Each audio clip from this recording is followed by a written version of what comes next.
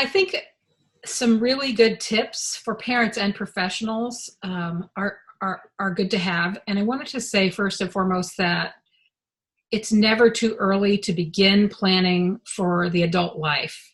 I believe we started when Jacob was 5 years old. We started planning for his adult life.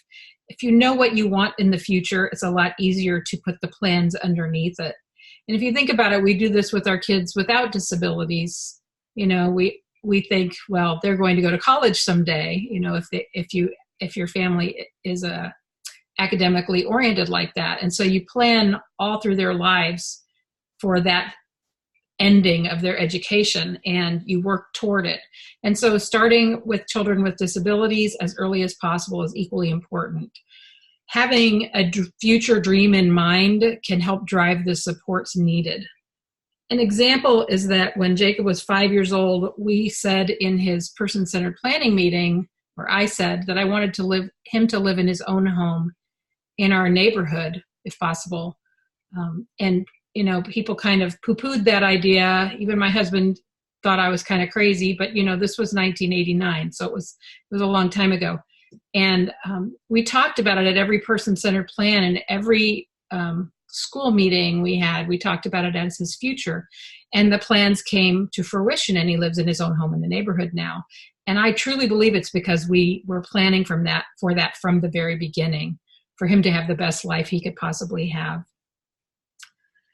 Another tip would be to work with the individual in the environment in which they're most comfortable when you're doing any kind of evaluation or meeting with the individual. If you are working with an infant or toddler, having them come to a clinic to get a good look at them is not going to give you the same amount of rich information you'll get if you go into their home or into their childcare situation, wherever it is they spend the most time, because you're going to create an artificial environment for them if you bring them to you. If you go to them, you'll see them in their natural environment with the people there that they usually have around them, with their toys and their things that they interact with, and they will act more normally. This is true of any kind of assessment, and it's a basic tenet of assessment is that being in the natural environment, doing a naturalistic observation is going to give you much richer information. By the same token, an adult with disabilities, you should see them in their own environment as well, whether it be at school or at home. Bringing them to a clinic or somewhere else for an assessment, you can get information, but you're not going to get the same kinds of information. You get much richer information by going to them. Another tip would be for the team who's doing the assessment to fully collaborate as much as possible. Typically what we see is different specialists bring different assessment instruments and do them individually with the person who's being assessed.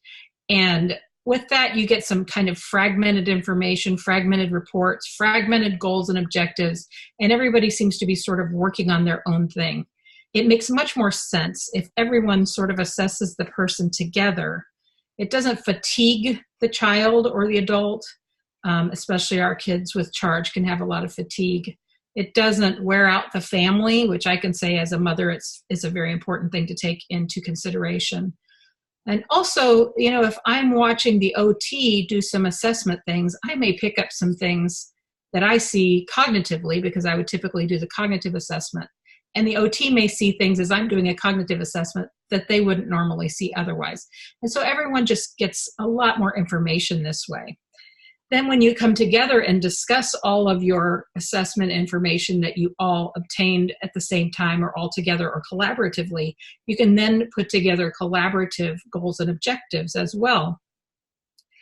I worked with some students who were brothers recently, and their father really, really wanted them to spend more time together. And so when we looked at the educational plans of these two brothers, they went to the same school. The physical therapist and the speech therapist came together to work with both brothers together and had them do activities together where they spoke to each other or signed to each other and did physical activities that they both enjoyed together. And so the goal of getting more socialization within the family was met at the same time as the physical therapy and the speech therapy goals. And it was just really wonderful. And it was all done in one session instead of everybody doing everything separately. It can really work well. One other tip I would say is to meet regularly.